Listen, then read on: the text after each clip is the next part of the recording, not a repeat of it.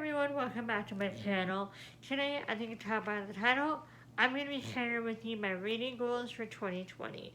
Now, last year I didn't really set any goals and I didn't really have any kind of goals that I wanted to read or anything like that. But halfway through the year, I wasn't even reading that many books. I was in a total reading slump. So this year I wanted to set up here because I do have like the desire to read more, and who knows if this is gonna last. But right now, so far so good, and I have my list here. Reading goals 2020, and let's just get started. Also, I hope you guys enjoy the background. It's not as messy. Yes, this is my bed. We have Theodore, and we have Bob. Don't ask about the name. We just made them up one night. And we have my Canadian flag, and then we have some Christmas lights. I'm gonna ask Ryan to switch those out for these LED white lights, and try to make this look a little bit more professional. But it's what we have so far, and just one day at a time. So let's get on with the goals or reading goals for 2020. Number one, I have mentioned this before, and I have posted a couple videos already, and that is not setting TBR, but instead setting or filming currently reading. I'm a total mood reader, so I don't want to set TBRs because what I might decide to read at the beginning of the month isn't what I'm in the mood for later on. So instead of setting TBR, what I'm going to be doing is doing currently reading videos, and it's going for what I'm in the mood for. Which leads me to number two, and that is to read all of my unread books that I own, because I have a lot of unread books, and I really want to get to them. However, I want to say I am on a book buying ban slash I'm not, because I haven't bought a book in a while. I think the last book might have been The Picture of Dorian Gray. I'm not too sure. I could be wrong, but it's been a while, and I obviously don't remember.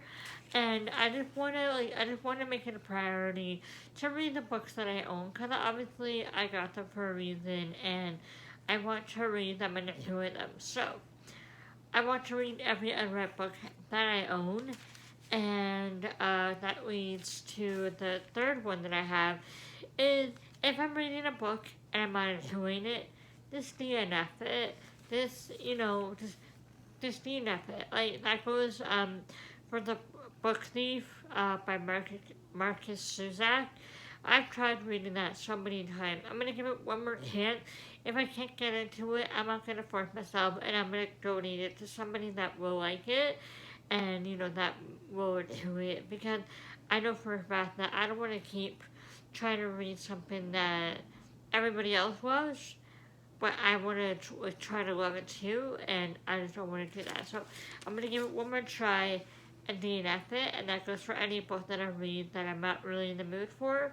And I can pretty well tell right away if I'm gonna enjoy a book, because I fall in love with the way the writing is and the story, and I'm sure you guys know this too. You just follow into the story, and that's how I feel. So I want to start DNFing books that I'm not enjoying. The fourth one is try more audiobooks. Now, I want to do more audiobooks for nonfiction, because I find that with nonfiction, usually, I think it's is it 80% of nonfiction is read by the person that wrote the book? I think the one that I've read, I think maybe one or two are read by somebody else, but pretty well most of them are read by the person themselves. And I do like it. I find that you get to hear from their point of view, their enthusiasm in the story. They kind of they just explain it better because it's their own words. So they they kind of read it to you it better, how they would tell a story to you if they were face to face with you. You know what I mean? Okay, so the last one that I have, um, is to read more nonfiction. I haven't read, besides the one that I'm reading now, I don't think I've read a nonfiction in a while. I have to go through my Goodreads and see. But I want to read more nonfiction books, and I do love them.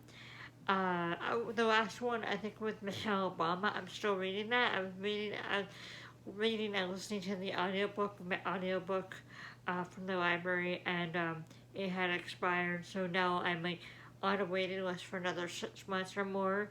So yeah. So I want to read more nonfiction, and let me know any recommendations you have for nonfictions down below, please, and I will definitely try them out. I do have gift cards to the bookstore, so I might pick up a few books because like I see a lot of people talk about like newer books, and I have a lot of like older like books, like backlist books kind of thing. And I want to read some of the newer ones. I've heard of really like a lot of like good series from different people, especially from like Ashley Frolic in the Fiction.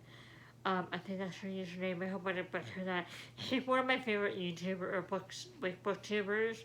Also, books with Lala. She has really good recommendations. And Teen from Bookish Thoughts.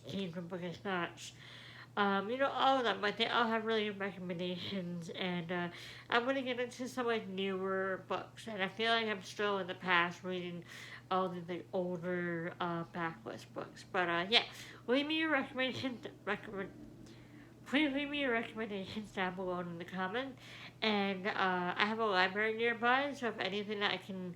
That's another one I'm going to add.